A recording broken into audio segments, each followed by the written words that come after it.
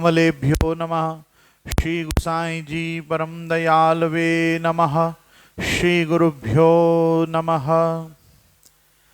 ओम पार्थाय प्रतिबोधितां भगवता नारायणेन स्वयं व्यासेन ग्रथितां पुराणमुनिना मध्ये महाभारतम् अद्वैतामृतवर्षिणीं भगवतीम् अष्टादशाध्यायिनीम् अम्ब त्वामनुसन्दधामि भगवद्गीते भवद्वेषिणीम्। नमोऽस्तु ते व्यासविशालबुद्धे फुल्लारविन्दायतपत्रनेत्र येन त्वया भारततैलपूर्ण प्रज्वालित गुरुम् नत्वा श्रीवल्लभाचार्यान् पुष्टिमार्गोपदेशकान् विठ्ठलेशान् गुरुन् स्तौमि बालकृष्ण मम प्रभुम्। श्री गोवर्धन नाथ की जय। श्री बालकृष्ण लाल की जय। श्री दाऊ दयाल प्यारे की जय। श्रीमद् भगवद गीता 11वां अध्याय 35वां श्लोक। अर्जुन के द्वारा भगवान का स्तवन, उसके बाद भगवान का अपने कालस स्वरूप में अपने रूप का परिचय देना और यह दर्शन करके अर्जुन की क्या परिस्थिति हुई उसका निरूपण संजय द्वारा यहाँ पे बता रहे हैं। संजय उवाच। इस संजय उवाच के बाद अर्जुन उवाच में हम पहले 4 श्लोकों का संग में पाठ करेंगे और उसके बाद उसका भावार्थ देखेंगे। संजय उवाच। एतत् श्रुत्वा वचनं केशवस्य कृताञ्जलिर्वेपमानः किरीटी नमस्कृत्वा भूय एवाह कृष्णं सगद्गदं भीतभीतः प्रणम्य। अर्जुन उवाच। स्थाने ऋषिकेश तव प्रकीर्त्या जगत्प्रहस्यत्यनुरज्यते च रक्षांसि भीतानि दिशो द्रवन्ति सर्वे नमस्यन्ति च सिद्धसङ्घाः। कस्माच्च तेन न मेरन्महात्मन् गरीयसे ब्रह्मणोऽप्यादिकर्त्रे अनन्तदेवेश जगन्निवास त्वमक्षरं सदसत्सत्परं यत् त्वमादिदेवः पुरुषः पुराण त्वमस्य विश्वस्य परं निधानं वेत्तासि वेद्यं च परं च धाम त्वया ततं विश्वमनन्तरूप। वायुर्यमोऽग्निर्वरुणः शशाङ्क प्रजापतिस्त्वं प्रपितामहश्च नमो नमस्तेस्तु सहस्रकृत्वः पुनश्च भूयोऽपि नमो नमस्ते। श्लोक संख्या 35। संजय उवाच में आज्ञा कर रहे हैं। एतत् श्रुत्वा वचनं केशवस्य कृताञ्जलिर्वेपमानः किरीटी नमस्कृत्वा भूय एवाह कृष्णं सगद्गदं भीतभीतः प्रणम्य। संजय बोले, भगवान केशव का यह वचन सुनकर भय से कांपते हुए किरीटधारी अर्जुन हाथ जोड़कर नमस्कार करके और भयभीत होते हुए भी फिर प्रणाम करके गदगद वाणी से भगवान कृष्ण से बोले।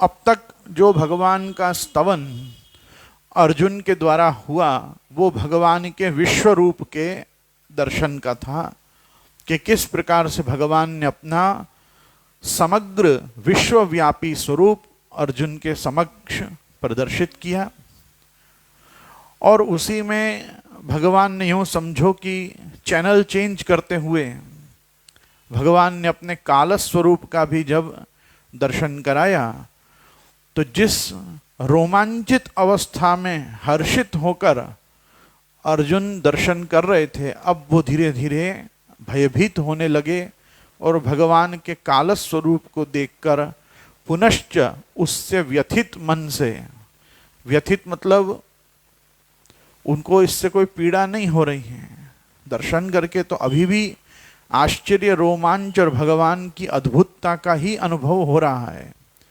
लेकिन इस स्वरूप को बहुत देर तक क्योंकि वो नहीं देख पा रहे हैं, इसलिए यहाँ वो पुनश्च भगवान का स्तवन करके प्रभु से इस रूप को भी समेटने की प्रार्थना कर रहे हैं। अर्जुन उवाच में अर्जुन कह रहे हैं, स्थाने ऋषिकेश तव प्रकीर्त्या जगत प्रहस्यत्यनुरज्यते च रक्षांसि भीतानि दिशो द्रवन्ति सर्वे नमस्यन्ति च सिद्ध संघाः। अर्जुन बोले, हे अंतर्यामी भगवन, आपके नाम, गुण और लीला कीर्तन करने से यह संपूर्ण जगत हर्षित हो रहा है और अनुराग, प्रेम को प्राप्त हो रहा है। आपके नाम, गुण आदि के कीर्तन से भयभीत होकर राक्षस लोग दसों दिशाओं में भागते हुए जा रहे हैं और संपूर्ण सिद्धगण आपको नमस्कार कर रहे हैं। यह सब होना उचित ही है। काल स्वरूप के दर्शन करके बारंबार नमस्कार करके स्तवन करते हैं, लेकिन जब काल स्वरूप भगवान दुष्टों को, यहाँ राक्षस कहाँ हैं? यहाँ राक्षस ऐसे तो कहीं नहीं है। एक तरफ कौरव आदि राजाएं हैं, दुष्ट प्रकृति राजा हैं, वो आसुरावेशित हैं, लेकिन यूं प्रत्यक्ष में तो वो भी दानव नहीं है, असुर नहीं है। तो भी यहाँ कह रहे हैं कि दसों दिशाओं में जो हैं वो राक्षस लोग भाग रहे हैं और सिद्ध लोग आपको नमस्कार कर रहे हैं। तो यहाँ आसुरी प्रकृति और प्रवृत्ति वाले जो लोग हैं, हे प्रभु, आपके इस काल स्वरूप को देख के वो दूर भागते हैं। काल स्वरूप पे एक दृष्टांत मैं आपको और देना चाहूंगा। भगवान का तो रूप चाहे सौम्य हो, चतुर्भुज हो, अष्टभुज हो, काल रूप हो, ये तो भगवान अपनी मानुषी लीला में यथा योग्य समय पे जो स्वरूप आपको प्रदर्शित करना हो आप प्रकट करते ही हैं। लेकिन जब हम श्रीमद् भागवत आदि शास्त्रों में देवासुर संग्राम आदि के प्रसंग पढ़ते हैं, तो देवासुर संग्राम में भी एक वस्तु देखने को मिलती है कि जैसे भगवान का यहाँ पे एक विश्वरूप सहस्त्र शीर्षा पुरुष स्वरूप है और साथ में भगवान का एक काल स्वरूप भी है, वैसे ही शास्त्रों में, वैष्णव शास्त्रों में गरुड़ जी के भी दो स्वरूप बताए हैं। भगवान का वाहन है गरुड़, अपने आप में काश्यप हैं, कश्यप ऋषि की संतान है, और उनकी माता विनीता तनय हैं, उनके पुत्र हैं वो। कश्यप ऋषि की विनीता नाम की पत्नी से गरुड़ जी का पुराणों में जन्म माना गया है। वो भगवान के वाहन बनते हैं, भगवान उन पे आरूढ़ होते हैं और सर्वत्र गमन प्रभु गरुड़ारूढ़ होकर ही करते हैं। भगवान की तो बात बहुत दूर रही। गरुड़ पे आरूढ़ होकर जब भगवान दर्शन देते हैं तो जितने भी भगवद भाव को प्राप्त, सात्विक भाव को प्राप्त भक्त हृदय लोग होते हैं, उनको गरुड़ जी का दर्शन वेद स्वरूप में होता है। कैसा होता है? वेद स्वरूप में होता है। क्योंकि पुराणों में ऐसा बताया गया है कि जब गरुड़ जी उड़ते हैं, उनके पंखों से जो ध्वनि होती है वो बृहत और रथंतर पद्धति से साम वेद की ऋचाएं प्रकट होती हैं। ये पाठ के क्रम है। बृहत साम तथा साम गायत्री छंद साम हम, भगवान 10वें अध्याय में गीता जी में भी इसका उल्लेख कर चुके हैं। तो बृहत साम नाम की जो ऋचाएं हैं वो रथंतर पद्धति से जैसे बोली जा रही हों, वैसी गरुड़ जी के पंख की फड़फड़ाहट में से ध्वनि उत्पन्न होती है। तो वेद ध्वनि करते हुए जब गरुड़ जी कभी दर्शन देते हैं और उनके पीठ पे विराजमान भगवान होते हैं, तो सत्पुरुषों को, भगवत भक्तों को वेद स्वरूप गरुड़ जी के ऊपर आरूढ़ वेद का प्रतिपाद्य विषय भगवान विष्णु का दर्शन होता है, नारायण का दर्शन होता है। और वही गरुड़ जब देवासुर संग्राम आदि कोई ऐसे समय पे पधारते हैं कि जब भगवान को किसी का वध करना हो, संहार करना हो, उसको युद्ध की पद्धति से मोक्ष दान करना हो, तब वही गरुड़ जी का दर्शन असुरों को, दैत्यों को, दानवों को काल स्वरूप से होता है। भगवान तो दिखते नहीं, पहले कौन दिखता है? गरुड़ आते दिखते हैं। गरुड़ की तो पीठ पे वो संश्रित होते हैं, आप विराजे होते हैं। तो भी वो गरुड़ जी का दर्शन करके भी काल स्वरूप का जब दर्शन होता है, तब भी असुर लोग भागते दिखते हैं। यहां तो भगवान स्वयं काल स्वरूप धारण करके अर्जुन को दर्शन दे रहे हैं। तो अर्जुन कह रहे हैं कि रक्षांसि भीतानि दिशो द्रवंती और सर्वे नमस्यन्ति च सिद्ध संगा, लेकिन स्थाने ऋषिकेश तव प्रकीर्त्या जगत प्रहस्यत्यनुरज्यते च। हे अंतर्यामी भगवन, आपके नाम, गुण और लीला, इनका कीर्तन करने से जगत हर्षित हो रहा है। अर्जुन को भी ये पता है कि प्रभु के नाम, प्रभु के गुण और प्रभु की लीला ये कितनी आवश्यक है कि इनका लोक में कीर्तन हो, इसका लोक में वर्णन हो, इसका लोक में उच्चारण हो। आज यही महाभारत शास्त्र में से हमको प्रभु के नाम मिलते हैं। विष्णु सहस्त्र नाम, बराबर। मुझे अभी जहां तक स्मरण हो रहा है, अनुशासन पर्व में विष्णु सहस्त्र नाम प्राप्त होता है। जैसे भीष्म पर्व में से भगवत गीता हमको प्राप्त होती है, वैसे अनुशासनी के पर्वणि वहां से हमको विष्णु सहस्त्र नाम महाभारत शास्त्र में से प्राप्त होता है। भगवान के नाम संपूर्ण महाभारत में एक केवल भगवान नारायण का ही यश गाया गया है, कृष्ण का ही यश गाया गया है, गुण। और लीला भी जो है वो लीला पुरुषोत्तम की लीला कैसे है उसको प्रमाणित ये गीता शास्त्र के द्वारा किया गया है। आप बात समझे?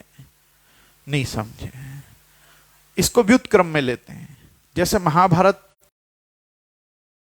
लीला तीनों प्रकट हो रहे हैं, तो आप समझो कि भगवान के जो नाम हैं वो विष्णु सहस्त्र नाम में दिए हुए हैं।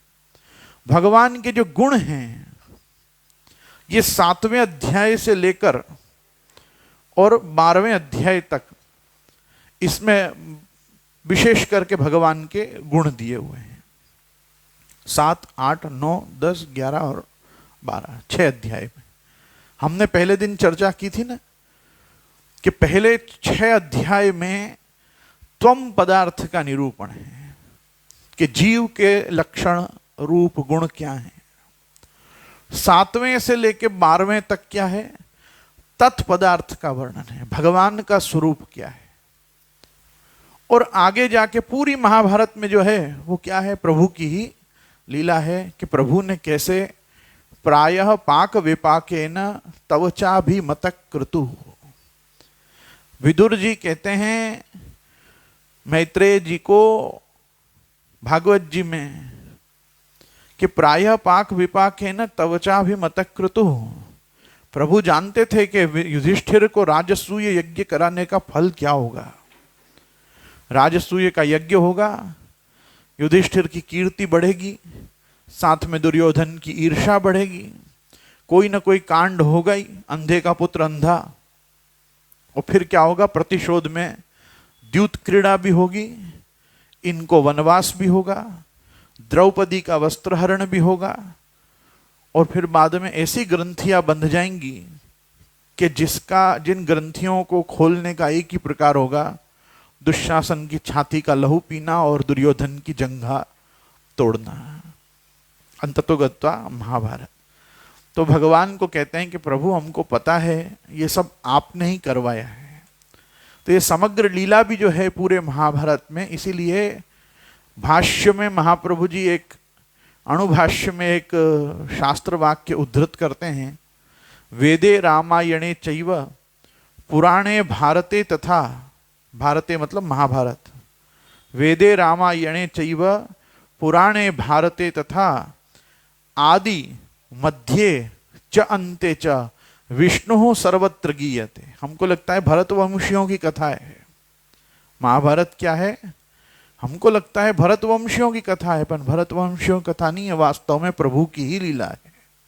तो ये नाम गुण और लीला जो भगवत गीता के माध्यम से प्रभु के गुण, महाभारत के माध्यम से प्रभु की लीला, और महाभारत के अंतर्गत विराजमान प्रभु के ऋषि भी परिगीतानि तानि वक्ष्यामि भूतये। भीष्म पितामह कहते हैं कि जो ऋषि मुनियों ने प्रभु के यत्र तत्र सर्वत्र से लीला की प्रभु ने, और उस लीला के अनुसार जो नाम रखे, हे युधिष्ठिर मैं तुमको प्रभु के वो नाम सब सुनाता हूं।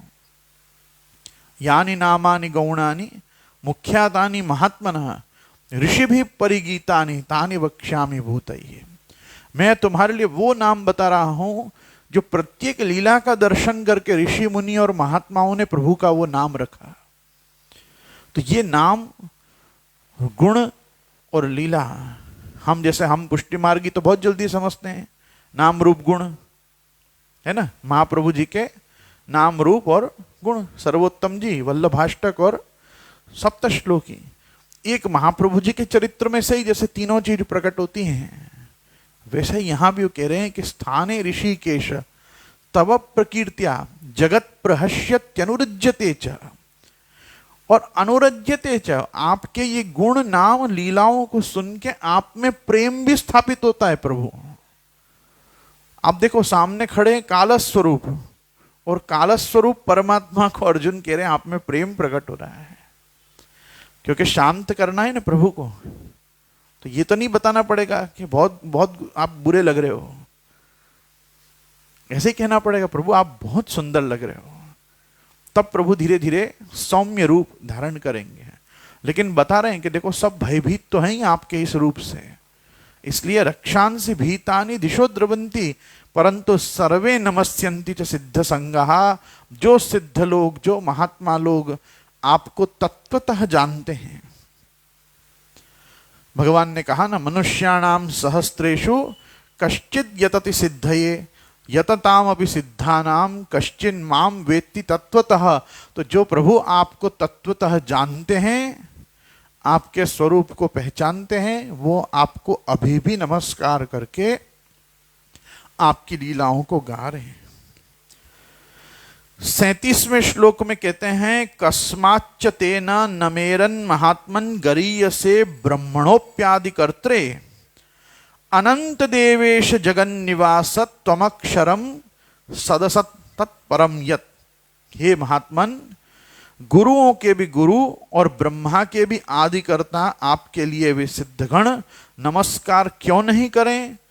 क्योंकि हे अनंत, हे देवेश, हे जगन्निवास, आप अक्षर स्वरूप हैं, आप सत भी हैं और असत भी हैं, और उनसे सत असत से पर जो भी कुछ है वह भी आप ही हैं। अब देखो, कस्माच्च ते न नमेरन महात्मन, आदिकर्त्रे, आपकी गरिमा तो ऐसे गाई गई है कि जो चतुर्मुख ब्रह्मा इस सृष्टि के प्रजापिता हैं, उनकी भी सृष्टि आपने ही की है। क्योंकि आप देखो, ये बात यहां क्यों कहेंगे अर्जुन, समझो, ये ऐसा बोलने की क्या जरूरत है कि आप ब्रह्मा जी के भी बाप हो? ये जरूरी इसलिए है क्योंकि कोई भी कर्म होगा ना, तो आप पूछोगे कब हुआ था। कोई भी कर्म के लिए क्या बोलोगे? कब हुआ था। कब मतलब एक काल का निर्धारण करोगे कि ये परसों हुआ था, कल हुआ था, इतने बजे ये आया था। तुरंत क्या होगा? काल में उसकी गणना करना चाहोगे। भगवान यहाँ काल स्वरूप ही तो हैं। तो काल स्वरूप परमात्मा को बताया जा रहा है कि प्रभु आपकी ये गरिमा और महात्म्य भी हम जानते हैं कि सृष्टि के प्रजापति और प्रजापिता ब्रह्मा भी आपके पुत्र हैं। ये बातों को सब महात्मा लोग जानते हैं, इसलिए आपके लीला का स्तवन कर रहे हैं, इसलिए आपके नाम रूप गुणों का स्तवन कर रहे हैं।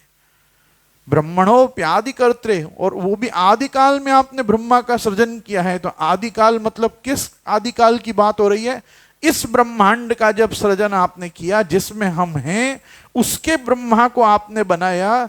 इसलिए प्रभु आप ब्रह्मा जी के भी आदिकर्ता होने के कारण सर्वदा स्तुति के योग्य हो, इसलिए सब आपका स्तवन कर रहे हैं। इसलिए आप में 4 स्वरूप हमको दिख रहे हैं। पहला स्वरूप है कि आप अनंत हैं, दूसरा आप देवेश हैं, ये समस्त देवताओं के ईश्वर आप हैं। आप जगन निवास हैं, ये जगत का निवास स्थान आप है, और जगत के अणुमात्र में भी आपकी सत्ता स्थिर है, इसलिए आप जगन निवास हैं। फिर कह रहे हैं त्वमक्षरम, और ऐसा नहीं है कि आज आप ये सब चीज के स्वामी हैं और कल नहीं रहेंगे, आप तो अक्षर हैं, आपका क्षय नहीं हो सकता। और यहां एक बहुत सुंदर बात कह रहे हैं, सदसत परम यत्। सदसत परम यत् समझना बहुत जरूरी है। सत क्या है और असत क्या है? सत मतलब सच्चा और असत मतलब झूठा, ऐसा नहीं है क्या? सत मतलब तो सच्चा है ही, असत मतलब झूठा नहीं। असत मतलब अव्यक्त, जो अभी तक दिखने में नहीं आ रहा है। जो सत पदार्थ है वो व्यक्त पदार्थ है, जो चीज दिख रही है। आप समझे ना? सत मतलब जिसकी सत्ता का हमको दर्शन हो रहा है, लेकिन जिसकी सत्ता नहीं दिख रही है अभी तक, उसको हम कहते हैं ये असत पदार्थ है। क्योंकि श्रुतियों में ऐसी भी श्रुति मिलती है, तस्माद असदमत सज्जायते।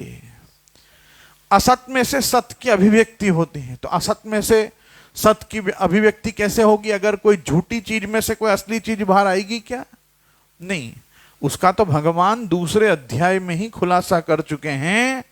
नासतो विद्यते भावो ना भावो विद्यते सतः। ये तो भगवान ने सांख्य योग में ही बता दिया। तो यहां उस चीज को तो वापस उठाएंगे नहीं। तो यहां क्या कह रहे हैं? सदसत परम यत्। आप तो प्रभु व्यक्त और अव्यक्त दोनों पदार्थों से आप परे हो, और जो अभी तक अव्यक्त स्पष्ट नहीं हो रहा है वो भी आप हो, और जो दिख रहा है प्रभु वो भी आप ही हो। तो यहां कह रहे हैं अनंत देवेश जगन निवास त्वमक्षरम सदसत परम यत्। सत और असत दोनों सापेक्ष होने से लौकिक हैं, और जो इनसे परे हैं वह निरपेक्ष होने से अलौकिक हैं।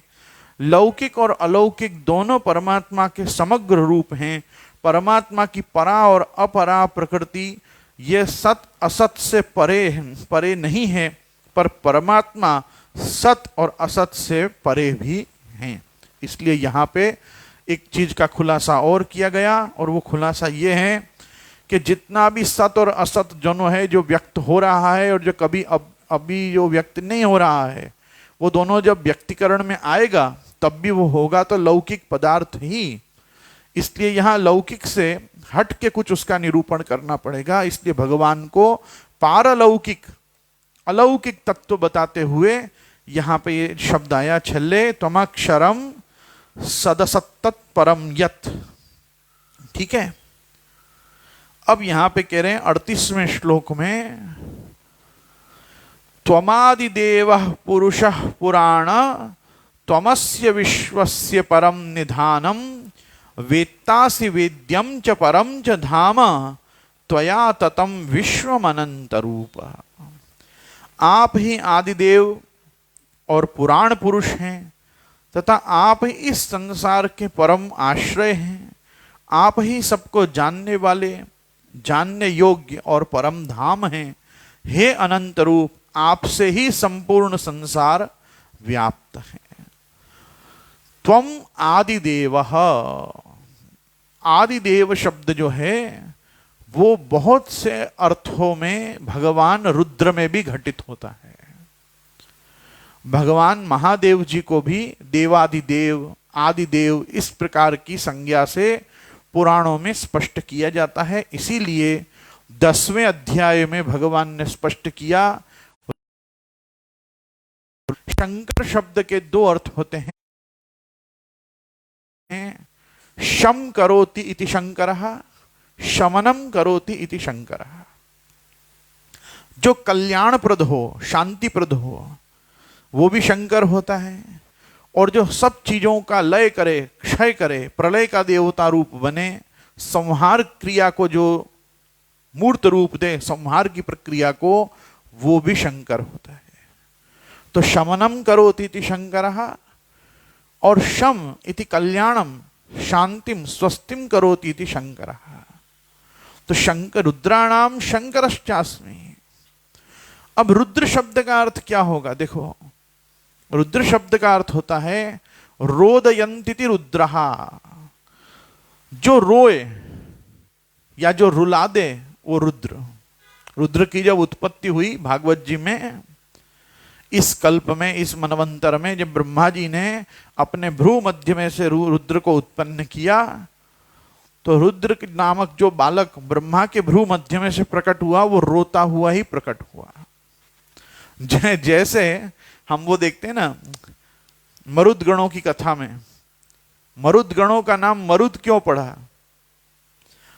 कि जब दिति के गर्भ में घुस के इंद्र ने अपने अमोघ वज्र से पहले उस गर्भ के 7 टुकड़े किए, तो वो 7 टुकड़े रोने लग गए, जोर जोर से रोने लग गए। तो इंद्र भयभीत हो गए कि ये अगर गर्भ में इतनी जोर जोर से रोएंगे, अब वो कश्यप जी का अमोघ वीर्य था, वो नष्ट नहीं हुआ इंद्र के वज्र से भी, खत्म हो गए, अलग अलग 7 भाग में बट गए और रोने लग गए मां के गर्भ में। तो जोर जोर से इंद्र ने उनको डांटना शुरू किया, मां रोदी संस्कृत में, मत रो।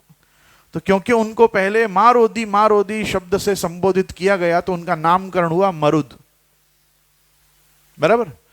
फिर बाद में उसको लगा ये तो चुप नहीं हो रहे हैं, तो फिर उसने एक एक गर्भ के फिर 7 टुकड़े किए, इससे वो 49 हो गए, 49 हो गए।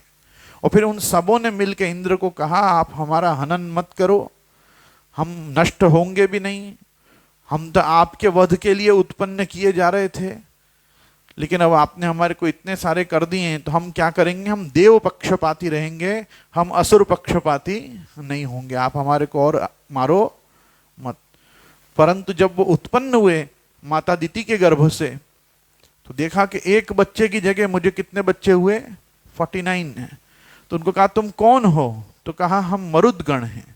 तो कहा तुम्हारा नामकरण किसने किया? तो कि देवराज इंद्र ने किया, क्योंकि उन्होंने कहा मत रो, मारो दी। तो जो रोए वो रुद्र, और जो रुला दे वो भी रुद्र। तो रोदयंती रुद्रहा। अब भगवान में रुद्र शब्द कैसे घटित होता है? भगवान श्री कृष्ण में भी रुद्र शब्द घटित होता है कि जो भगवान अपने भक्त को अपना विप्रयोग दान करके रुलाए, वो रुद्र रूप से भी भगवान स्थित होते हैं।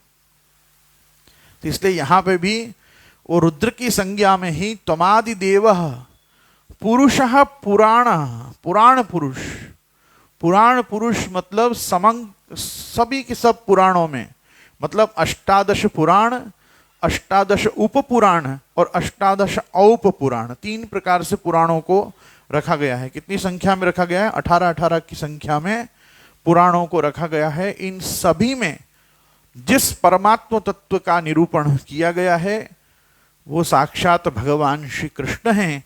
इसलिए अर्जुन कह रहे हैं त्वमादि देव पुरुष पुराण त्वमस्य विश्वस्य परम निधानम। त्वमस्य विश्वस्य परम निधानम, ये विश्व का परम निधान स्थान आप हो। मतलब कोई पूछे कि ये जगत कहाँ स्थित है, तो भाई पहले ही भगवान ने 10वें अध्याय में कहा एकांशेन स्थितो जगत, मेरे एक अंश में ये जगत स्थित है। तो क्योंकि ये भगवान में ही पूरा जगत स्थित है, इसलिए भगवान ही इसका परम निधान है। वेत्तासि वेद्यम च परम च धाम, हर व्यक्ति के लिए जो प्राप्तव्य धाम स्वरूप है वो भी प्रभु आपके ही चरण हैं। वेत्तासि वेद्यम, आप सब जानने वाले भी हो और आप ही इस पूरे जगत में जानने योग्य हो, आपके अलावा और कोई जानने योग्य नहीं है।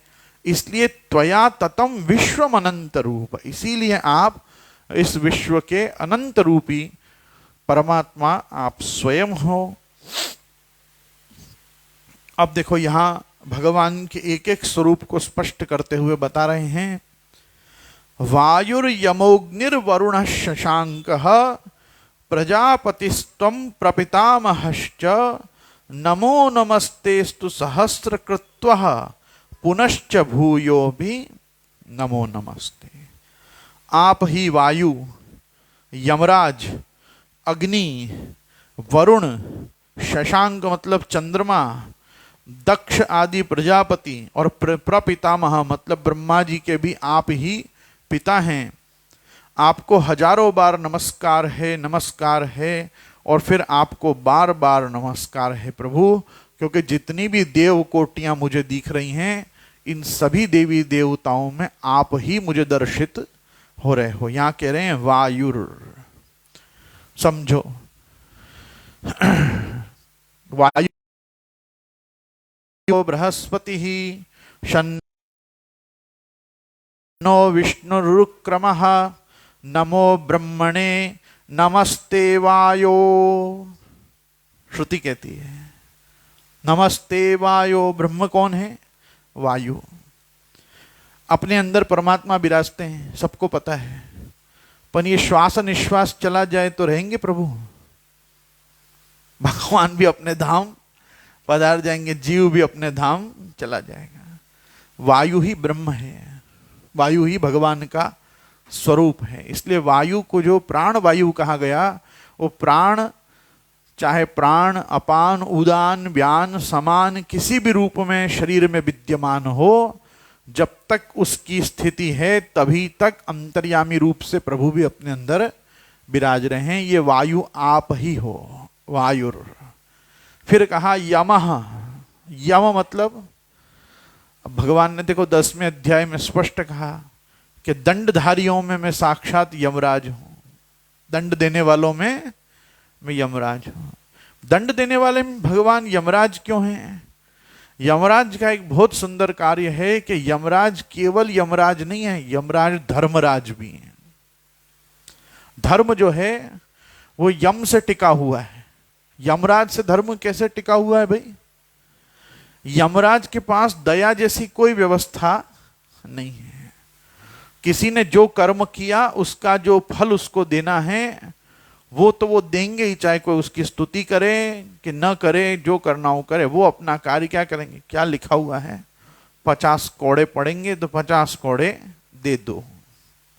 उनको कोई उस विधान से कोई पंचायत ही नहीं है कि इस पे थोड़ी दया कर दी जाए, इस पे थोड़ी कृपा कर दी जाए। इसलिए दंडधारियों में भगवान कौन है?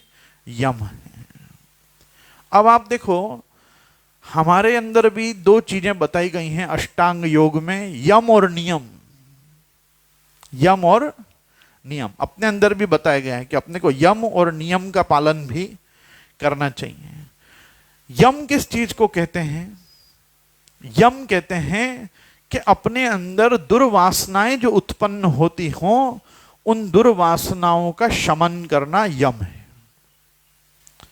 अपने अंदर जो भी गलत भावना आ रही है, वो गलत भावना अपने हृदय में न आए, उसके लिए जो व्यक्ति प्रयास करता है, उस दुर्भावना का शमन करने का, उसको कहा गया है यम। अच्छा, नियम किस चीज को कहा गया?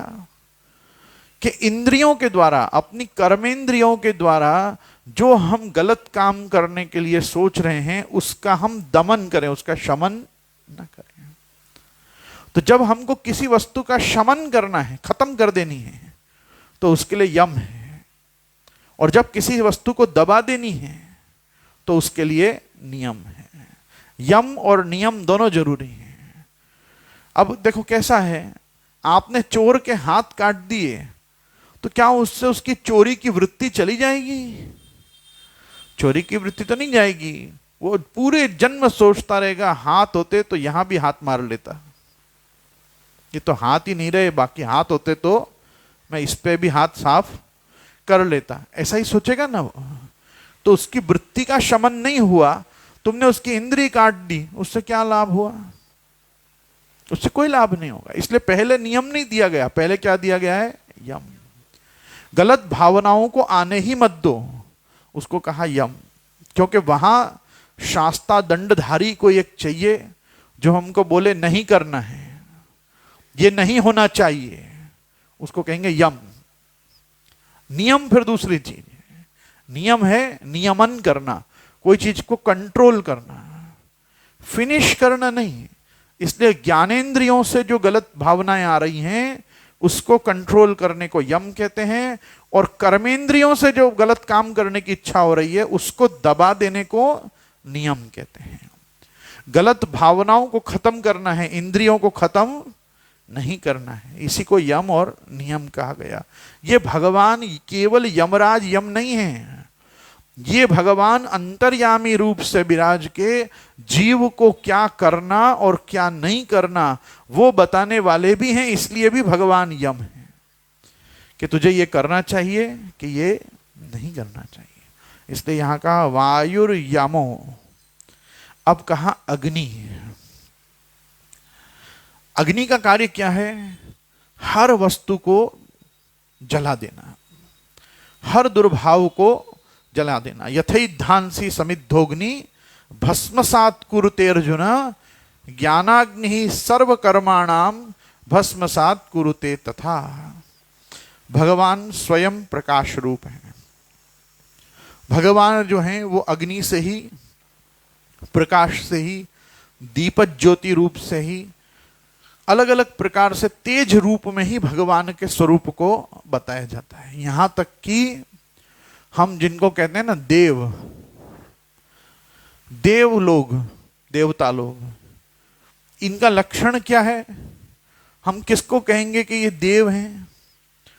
दीवु जो है ना, दीवु धातु, धातु जिससे देव शब्द बनता है संस्कृत में, वो दीवु शब्द का अर्थ होता है स्वयं प्रकाश, जिसमें एक खुद की आभा, खुद की शून्य नहीं होते। देवता ऐसे उड़े हुए फ्यूज के लोग नहीं होते। देवता कभी भी होंगे तो बड़े वो तेजस्वी होंगे, अपना अपना तेज होगा।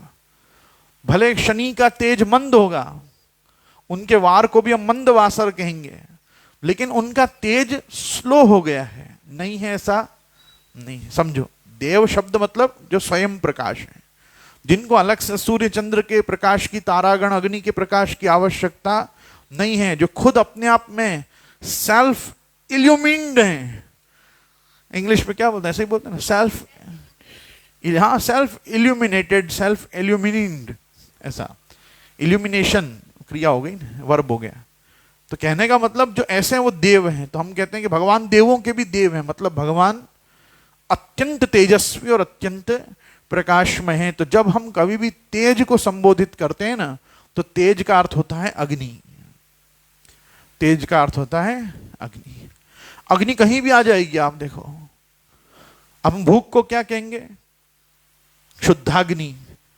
बहुत भूख लग रही है, पेट में अग्नि जल रही है। कामाग्नि, किसी को कामाग्नि उत्पन्न हो जाती है। अग्नि हर प्रकार के तेज को, एक प्रकार के फोर्स को भी हम अग्नि शब्द से संबोधित करते हैं। भगवान वायु भी हैं, भगवान यम भी हैं, भगवान अग्नि भी हैं। अब भगवान को कह रहे हैं भगवान वरुण है। वरुण कैसे हैं भगवान?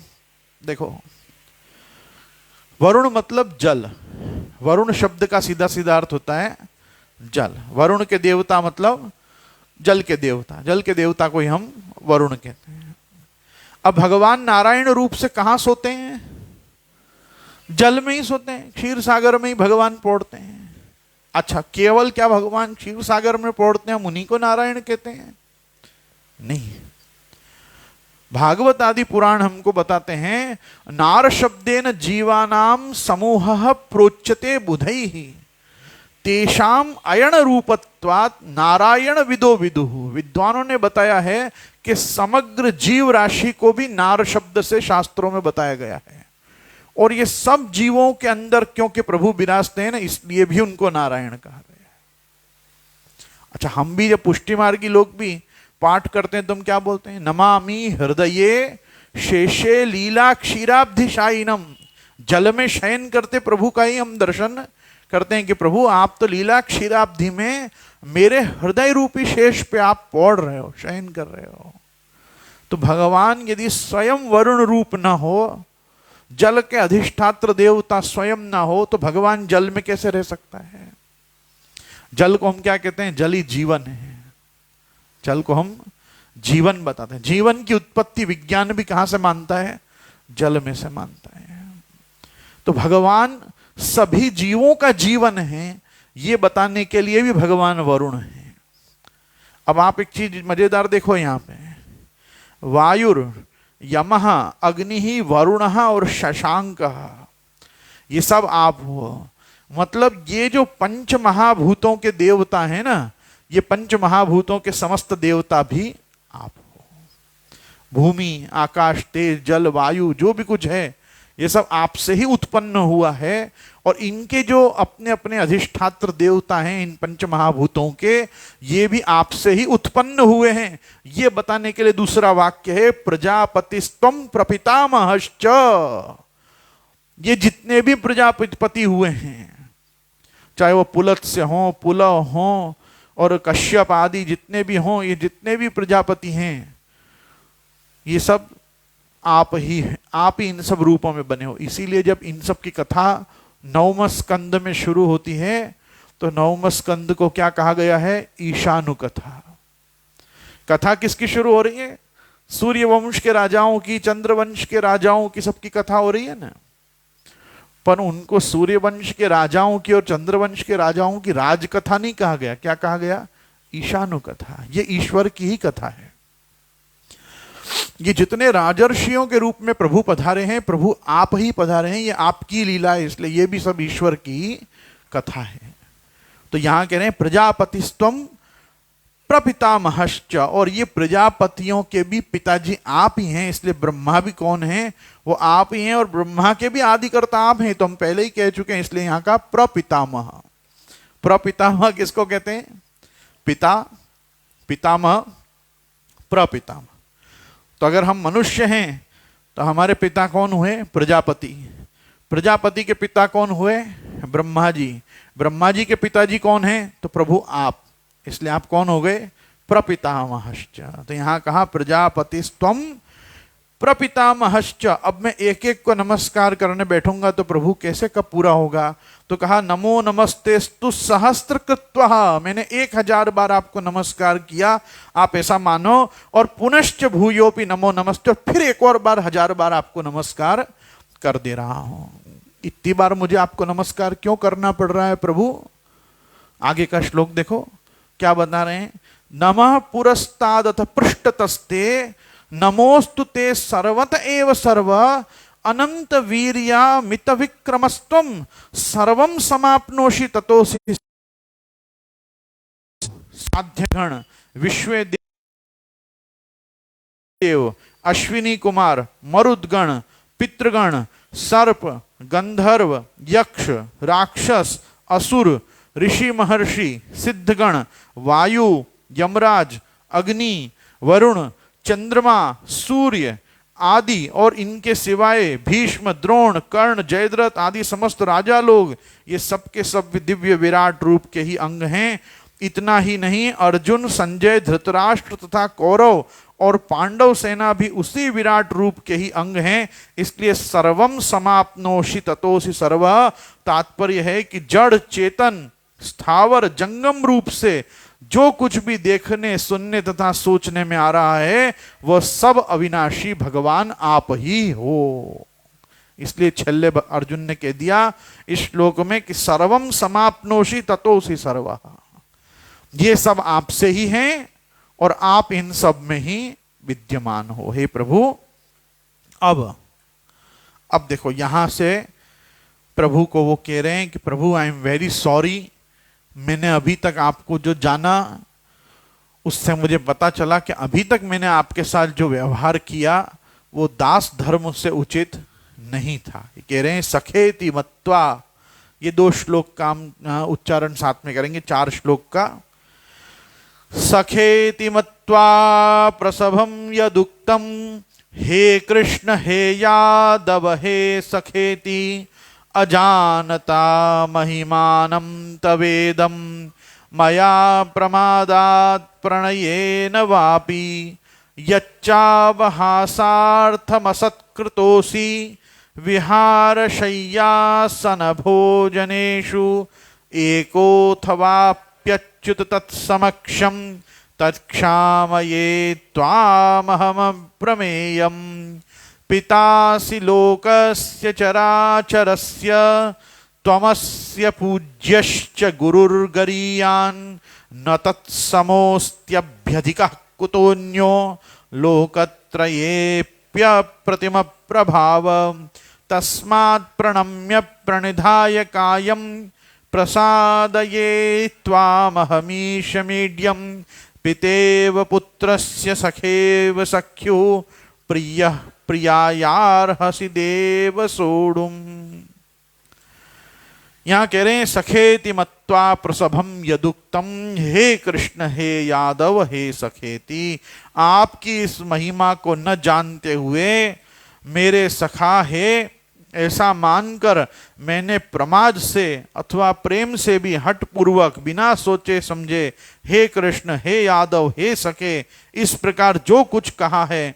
और हे अच्युत, हंसी दिल लगी में चलते फिरते सोते जागते उठते बैठते खाते पीते समय अकेले अथवा उन सखाओं कुटुंबियों आदियों के सामने मेरे द्वारा आपका जो कुछ तिरस्कार अपमान किया गया है, हे अप्रमेय स्वरूप, वह सब आपसे मैं क्षमा करवाता हूँ, अर्थात आप मुझे क्षमा कीजिए, आपसे मैं क्षमा मांगता हूँ। अर्जुन का भगवान के प्रति सखा भाव था, परंतु भगवान के ऐश्वर्य को देखने से वे अपना सखा भाव भूल जाते हैं और भगवान को देखकर आश्चर्य करते हैं, भयभीत होते हैं। उनके मन में यह संभावना ही नहीं थी कि जिनका मैं अपना सखा मानता हूं वो ऐसे भगवान इस रूप में भी हो सकते हैं। इसलिए यहाँ कह रहे हैं सखेति मत्वा प्रसभम यदुक्तम, मैंने जो आपको जो जो चीजें कही इतने सालों में इतने वर्षों में, उसमें कभी मैंने कहा हे कृष्ण मेरी बात सुनो, कभी कहा हे यादव, कभी कहा हे सखा, इस प्रकार से जो मैंने आपका संबोधन किया, हे प्रभु अजानता महिमान तवेदम, मैं आपके इस महिमावान रूप को नहीं जानता था कि काल स्वरूप भी आप हो, विश्व रूप भी आप हो, विराट भी आप हो, स्थूल सूक्ष्म स्थावर जंगम जो कुछ दिख रहा है हे प्रभु ये आप ही हो। आपके महात्म्य को नहीं जानने के कारण मेरे से ये हुआ। और केवल ये नहीं हुआ, यच्चावहासार्थम असत्कृतोसी, मैं क्योंकि यह आपके स्वरूप को नहीं जानता था तो कभी हंसी मजाक में किसी में, कभी आपके साथ विहार करने में, कभी एक शैया पे अपन दोनों सो जाते थे, कभी अपन साथ में भोजन कर लेते थे, कभी मेरी थाली में से आप परोग लेते थे, आपकी थाली में से मैं खा लेता था। तो एकोऽथवाप्यच्युत तत्समक्षम, कभी अकेले में अपन ऐसा आनंद लेते थे, कभी अन्य भाई और अन्य भी सगे संबंधी हों तब भी अपन जो ऐसा कर लेते थे, उन सब के लिए तत्क्षामये त्वामहम अप्रमेयम, आप अप्रमेय हैं। प्रमाण से जो चीज जानी जा सकती है उसको प्रमेय कहते हैं, और आप तो अप्रमेय हैं। जहां तक ज्ञान नहीं पहुंच सकता, जहां तक मन नहीं पहुंच सकता, जहां तक इंद्रियां नहीं पहुंच सकती, ऐसे इंद्रियातीत, समस्त जगतातीत, विषयातीत, सब प्रकार से अतीत परमात्मा के लिए हे प्रभु मैं आपसे क्षमा मांगता हूं। बहुत बहुत विनीत दैन्य भाव से अपने आश्रय का रक्षण करते हुए कह रहे हैं कि मैं आपको ये क्या मानता रहा, आप तो वास्तव में कौन हो? तो कह रहे हैं पितासि लोकस्य चराचरस्य त्वमस्य पूज्यश्च गुरुर्गरीयान् न तत्समोऽस्त्यभ्यधिकः कुतोऽन्यो लोकत्रयेऽप्यम प्रतिम प्रभावः। आप ही इस चराचर संसार के पिता हैं, आप ही पूजनीय हैं और आप ही गुरुओं के भी महान गुरु हैं।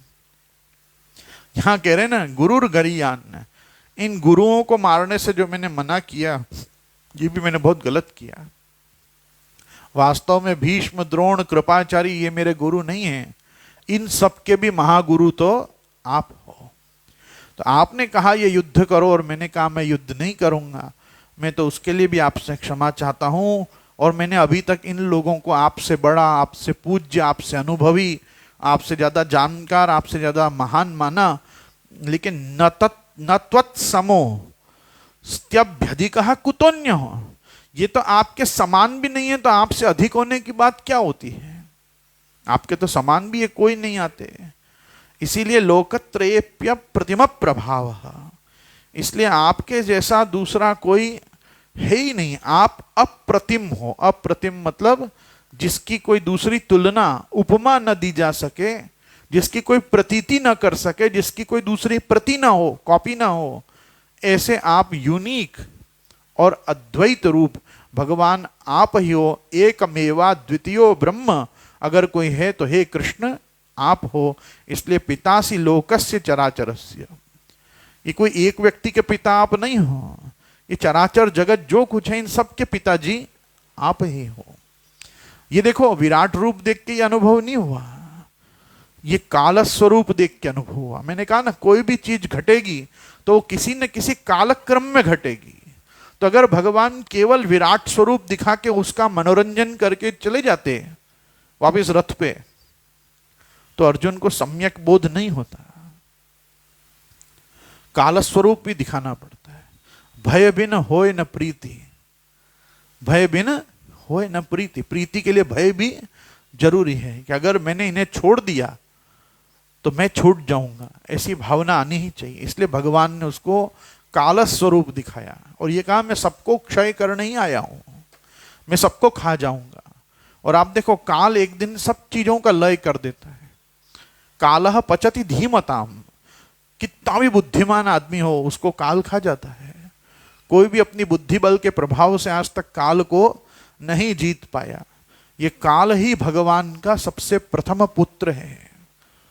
काल कर्म स्वभावश्च, वासुदेव भगवान ने जब सृष्टि की इच्छा की और जब सृष्टि रचना प्रारंभ की तो भागवत कहती है सबसे पहले भगवान ने नाभि कमल में से ब्रह्मा जी को नहीं बनाया, पहले काल को बनाया। किसको बनाया? काल को। इसीलिए हम लोग उन पुस्तकों को नहीं मानते जो पुस्तक कहते हैं कि खुदा ने पहले दिन और रात बनाए और फिर चौथे दिन सूर्य और चंद्र बनाए। पहले क्या बना दिए? दिन और रात। फिर क्या बनाए? सूर्य और चंद्र। अब ये बिना सूर्य और चंद्र के दिन रात कैसे बनाए? ये तो हमको द्रविड़ प्राणायाम करने से भी समझ में नहीं आता है। पर क्या करें, वो लिखते हैं ऐसा कि खुदा ने पहले दिन और रात बनाए फिर सूर्य और चंद्र बनाए। अरे सूर्य और चंद्र होंगे तो दिन और रात होंगे, पर पता नहीं कहां बनाए और कब बनाए। इसलिए हमारे प्रभु ने तो सबसे पहले क्या बनाया? काल को बनाया। क्योंकि जैसे ही ब्रह्मा जी भी प्रगटेंगे, ब्रह्मा जी पूछेंगे मैं कौन से काल का ब्रह्मा हूं, तो भगवान कहेंगे तुम इस ब्रह्मांड के इस काल के ब्रह्मा हो। अब काल की गणना तुमसे शुरू होगी, अब तुम सृष्टि की रचना करो। तब सृष्टि रचना के लिए एक काल होना बहुत जरूरी है। इसलिए हम क्या कहेंगे? आदि काल में ऐसा हुआ। कब हुआ? सतयुग में हुआ, त्रेता में हुआ, द्वापर में हुआ, कलयुग में हुआ। मेरी कोई व्यक्तिगत राय पूछे तो मैं तो कहना चाहूंगा कि जब हमारी समग्र भारतीय संस्कृति के ज्ञान विज्ञान का सम्यक पतन हुआ और वो पतित लोगों ने जो गांव बसाए ना, वो मोहनजोदारो और हड़प्पा हैं। वो मोहनजोदारो और हड़प्पा हैं कि जब हमारे लोग वास्तव में आदिवासी हो गए, जब राजा महाराजाओं की संस्कृति से लेकर और ग्रामीण संस्कृति तक जो हमारे यहाँ की उन्नत विज्ञान, स्थापत्य से लेके, विज्ञान से लेके, व्यवस्था पक्ष से लेके, जीवनचर्या से लेकर मनुष्य की आध्यात्मिक, आदि भौतिक, आदिदेविक उन्नति के सारे सोपान जब सृष्टि में खत्म हो गए होंगे ना, तब जिस समाज ने गांवों का सृजन और गांवों और शहरों को बसाया, उनमें से एक मोहनजोदारो और हड़प्पा है। क्योंकि मोहनजोदारो और हड़प्पा के अवशेषों में मिलने वाली चीजें हमारे पुरातन साहित्य की किसी भी नगरी के जो वर्णन मिलते हैं उनसे मिलती नहीं है। अयोध्या, मथुरा, द्वारका को गांधार देश सिंधु देश, आनर्त प्रदेश, ये सब जो पौराणिक राजधानियों में जो राजा महाराजा जिस पद्धति से पुराणों में हमको दिखते हैं, उनके सामने तो ना हमको विज्ञान दिखता है वो प्रकार का मोहनजोदारो और हड़प्पा में। उसको क्यों इंडस वैली सिविलाइजेशन या सिंधु संस्कृति कहा जाता है पता नहीं। हमारी तो सिंधु संस्कृति कभी रही ही नहीं। हम तो आदिकाल से गंगा यमुना और सरस्वती की संस्कृति वाले सुसंस्कृत सभ्य और शिष्ट लोगों का समुदाय, आर्ष वैदिक आर्यों का समुदाय, ऋषि मुनियों का समुदाय। आपको पता है एक बात, ऋषि किसको कहा जाता है? हम किसको ऋषि मुनि कहते हैं? ऋषि मुनि कोई साइंटिस्ट नहीं है। साइंटिस्ट कौन होते हैं? जो विज्ञान के आधार पे किसी वस्तु को इन्वेंट करें या डिस्कवर करें, उनको हम कहते हैं साइंटिस्ट। ऋषि उनको कहते हैं जो बॉर्न सिविलाइज्ड हैं, जो बॉर्न सिविलाइज्ड हैं। हम जिनको सप्तऋषि कहते हैं ना, वो सप्तऋषि किसी गुरुकुल में नहीं पढ़े, वो ब्रह्मा जी से प्रकट हुए और अपने अपने काम पे लग गए। उन्होंने जो गुरुकुल बसाए उसमें प्रजापति ने जिनको उत्पन्न किए वो लोग उन ऋषियों के पास पढ़े। इसलिए जब आप ऊपर ऊपर ऊपर जाओगे ना गोत्र प्रवर्तक ऋषियों में, तो सबसे पहले सप्तर्षि मिलेंगे, सबसे ऊपर सप्तर्षि मिलेंगे। सप्तर्षि के ऊपर सीधे ब्रह्मा जी मिलेंगे और ब्रह्मा जी के ऊपर साक्षात भगवान मिलेंगे। तो भगवान, भगवान से ब्रह्मा, ब्रह्मा से देवता, देवता से मरीचि आदि प्रजापति, प्रजापति की प्रजा और उनके साथ सप्त ऋषियों की उत्पत्ति। पुराणों में पढ़ोगे तो पुराणों में हर राजा बहुत समृद्ध, बहुत आगे और बहुत व्यवस्थित अपने राज्यों में शासन प्रशासन से लेके कृषि और उद्योग तक के साथ अपने को मिलता है। सबसे पहले राजा कौन है भारत के? राजा पृथु। उनकी राजधानी अयोध्या। सबसे पहली सिटी जो पुराणों में डेवलप्ड सिटी के रूप में आई, वो महाराजा पृथु के द्वारा अयोध्या में जो उनका राज्याभिषेक हुआ, नारद आदि व्यास आदि ऋषियों ने मिलके, उस काल के तत्कालीन व्यास तो नहीं थे, नारद आदि ऋषियों ने जब मिलके उनका तिलक किया महाराजा पृथु का, जिनको वेन के शरीर में से उत्पन्न किया था। अब कौन कहता, वो समय डीएनए नहीं था, वो समय क्लोनिंग नहीं होती थी। बिना माता पिता के किसी की जंघाओं का मंथन करके उसके जंघाओं के मध्य में से, उसके वीर्य कोश में से उसका वीर्य लेके यदि किसी का निर्माण किया गया हो, तो सबसे पहले राजा भारतवर्ष के महाराजा पृथु हुए। और वो पृथु ने ही ये गो रूपिणी पृथ्वी में से जिस समाज को जो चीज चाहिए थी, उस कामधेनु को धो के उसमें से इस पृथ्वी का दोहन करके सब प्रकार के ड्राउट्स, सब प्रकार की भूखमर्री, सब प्रकार के वो क्या कहते हैं जिसको ड्राउट्स को हिंदी में क्या कहते हैं, सूखा पड़ जाना, दुष्काल, दुर्काल, आप क्या बोलते, दुकाड़ हैं, सब प्रकार के दुकाड़ों को जिन्होंने दूर किया इस जगत में से, वो राजा पृथु।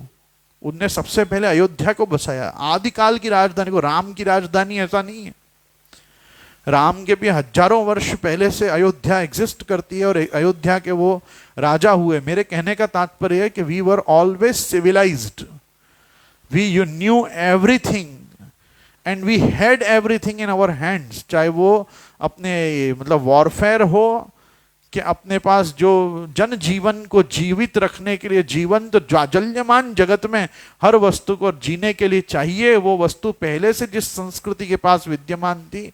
ये क्या हुआ है, अलग अलग प्रकार के भूखंडों में से जो संस्कृतियों को ढूंढते हुए जो जो सिविलाइजेशंस और जो जो संस्कृतियों के बारे में मापदंड खोजे गए, उसमें हाँ ठीक है, मोहनजोदारो और हड़प्पा भी बहुत अच्छे वेल मेंटेन्ड सिटी या विलेजेस थे, वो बताने के लिए वो बता रहे हैं। बाकी वो क्या, वो अवशेष दिखा के आप क्या बता रहे हो? आप काशी दिखाओ, आप मथुरा दिखाओ, आप अयोध्या दिखाओ, आप उज्जैन दिखाओ, आप हरिद्वार दिखाओ। हम सप्तपुरियों को सप्तपुरी क्यों बोलते हैं, मोक्षदायिनी क्यों बोलते हैं? अयोध्या, मथुरा, माया, काशी, कांची, अवंतिका, पुरी, द्वारावती चैव सप्तैते, मोक्षदायी का क्यों कहते हैं?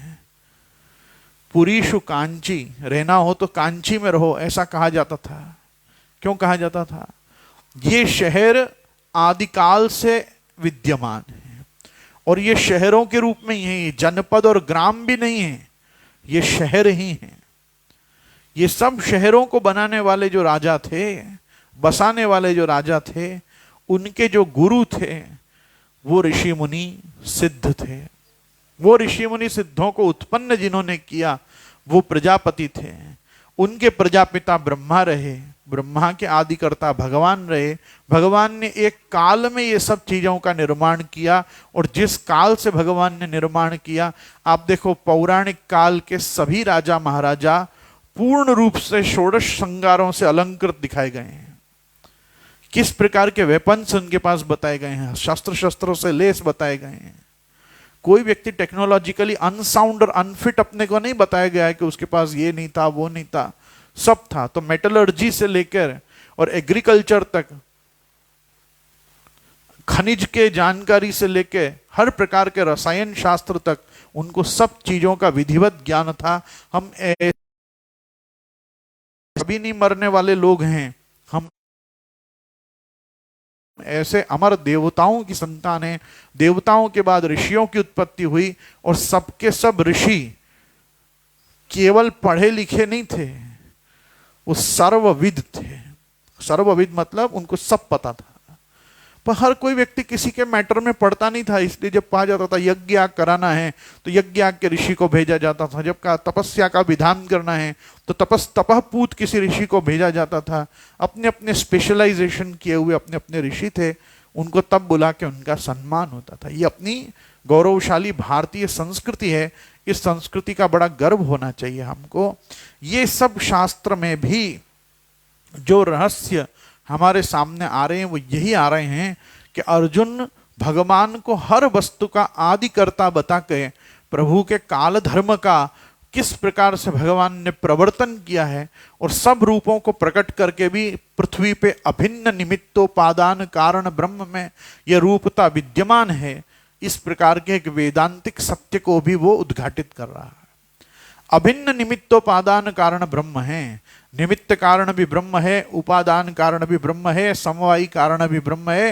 ये जो कुछ एग्जिस्टेंस में आई हुई वस्तु हैं, जिनको हम भूत मात्र मतलब ऑब्जेक्ट, मैटर कह रहे हैं, ये प्रत्येक मैटर और प्रत्येक atom, compound, neuron, neutron, proton, सबका जो न्यूक्लियस है उसमें जो स्थित है वो परमात्मा है।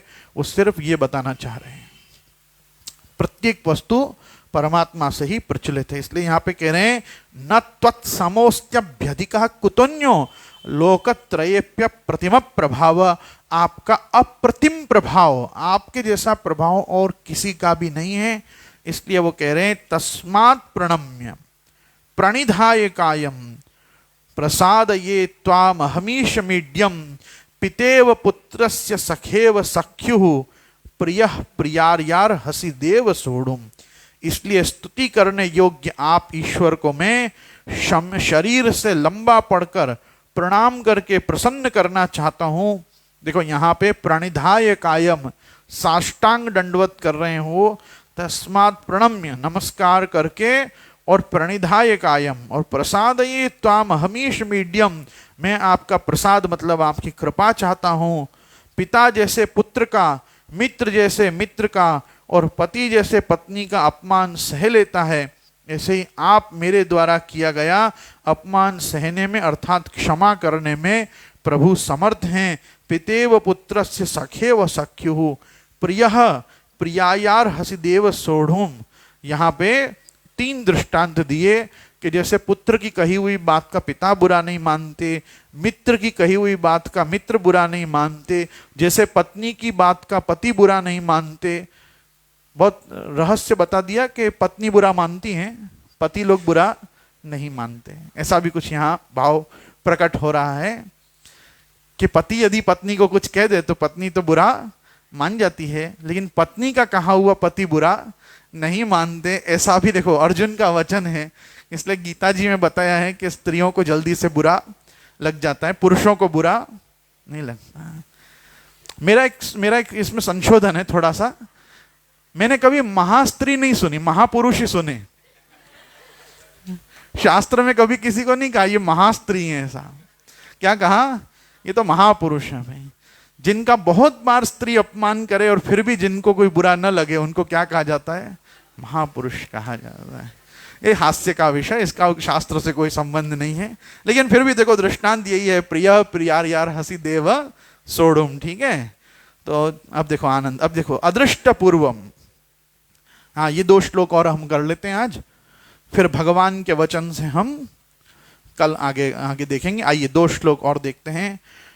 अदृष्ट पूर्वम वृषितोस्मि दृष्ट्वा भयेन च प्रव्यथितं मनो मे तदेव मे दर्शय देव रूपम प्रसीद देवेश जगन्निवास किरीटिनं गदिनं चक्रहस्त मिच्छामि त्वां द्रष्टुमहं तथैव तेनैव रूपेण चतुर्भुजेन सहस्रबाहो भव विश्वमूर्ते। अदृष्ट पूर्वम, जिसको पहले कभी नहीं देखा उस रूप को देखकर मैं हर्षित हो रहा हूं, और साथ ही साथ भय से मेरा मन अत्यंत व्यथित भी हो रहा है। दोनों रूप आ गए ना, विश्व रूप को देख के वो खुश हो रहे हैं और काल रूप भगवान को देख के वो व्यथित हो रहे हैं। तो अदृष्ट पूर्वम ऋषितोस्मि दृष्ट्वा, आपके विश्व रूप को देख के, सर्वव्यापी सर्वभूतांतरात्मा रूप को देख के तो हम बहुत प्रसन्न हो रहे हैं। और भयेन च प्रव्यथितं मनो में तदेव में दर्शय देव रूपम, और क्या कह रहे हैं, अतः आप मुझे अपने उसी देव रूप शांत विष्णु रूप को दिखाइए। हे देवेश, हे जगन्निवास, आप मुझ पर प्रसन्न होइए। तदेव में दर्शय देव रूपम, आप जिस देव रूप में मेरे रथ पे विराज रहे थे, पार्थस्यंदन सारथी रूप में जो आप दर्शन दे रहे थे, आप वैसे ही हो जाओ। कह रहे हैं किरीटिनम गदिनम चक्रहस्त मिच्छामि त्वाम दृष्टुमहं तथैव तेनैव रूपेण चतुर्भुजेन सहस्त्रबाहो भव विश्वमूर्ते। मैं चाहता हूं, इसलिए हे सहस्त्र बाहो, हे विश्वमूर्ते, आप उसी चतुर्भुज रूप से शंख चक्र पद्म गदा सहित हो जाइए। और दूसरा अर्थ यहाँ जैसे हमने कहा कि 2 हाथों में लगाम, 1 हाथ में वेत्र और 1 हाथ में ज्ञान मुद्रा, इस प्रकार से आप उसी चतुर्भुज रूप से जिससे आप मेरा रथ संचालन कर रहे हैं, आप कृपा करके आप उसी रूप में आ जाइए। ये 2 श्लोकों में उसने अपनी पूरी ये जो स्तुति, जो क्षमापन और प्रभु से प्रभु के साथ सख्य भक्ति में हुए जो भी सेवापराध हैं, वो सेवापराधों की क्षमा यहाँ पे मांगी। और इसमें कहा कि आप यदि मुझे मित्र भी मानते हैं तो सखे व सख्यु हो, सखा की बात का सखा बुरा नहीं मानता। तो आप कृपा करके मेरे द्वारा जो भी कुछ हुआ है उसको भूल जाइए और अपने अदृष्ट पूर्व इस रूप को भी आप संवरण करिए। और आप जगन निवास हैं तो आप उस देवेश रूप में, उस देव रूप में ही मुझ पे कृपा करके दर्शन दीजिए। फिर यहाँ स्पष्ट कह रहे हैं कि किरीट गदा चक्र हस्त इच्छामि दृष्टुम तथैव, मैं आपको शंख चक्र गदा पद्मधारी नारायण रूप से ही देखना चाहता हूँ। क्योंकि आप देखो अर्जुन कौन है, भगवान के नर रूप का अवतार है, और नारायण रूप का अवतार भगवान स्वयं श्री कृष्ण तो हैं ही। इसलिए नर नारायण के रूप में ही इस जगत में दर्शन देना और खुद करना चाहते हैं। इस प्रकार से 46वें श्लोक तक हमारा सत्संग आज गया।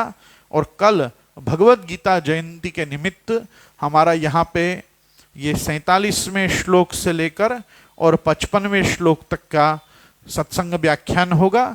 उसके बाद हम 12वें 11वें अध्याय का विश्वरूप दर्शन, भक्ति योग 12वें अध्याय का, और पुरुषोत्तम योग अर्थात 15वें अध्याय का सस्वर पाठ यहाँ गीता जयंती के उपलक्ष्य में हम करेंगे। तो मेरा खास आग्रह है कि कल भी सब लोग यथा समय अपने समय पे यहाँ एकत्रित हों।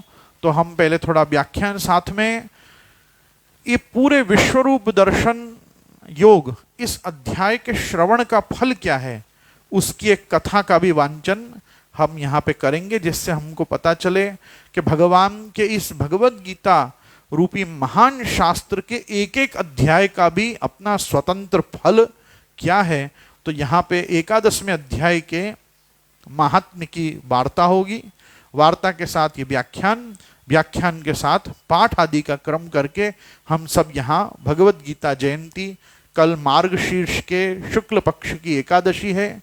इसको पुरातन काल से विद्वान लोग, गीता मनीषी लोग गीता जयंती के रूप में इसको मनाते आ रहे हैं। तो हम सब कल एकत्रित होके यहाँ भक्ति सेतु के पुनीत प्रांगण में श्री बालकृष्ण दाऊदयाल के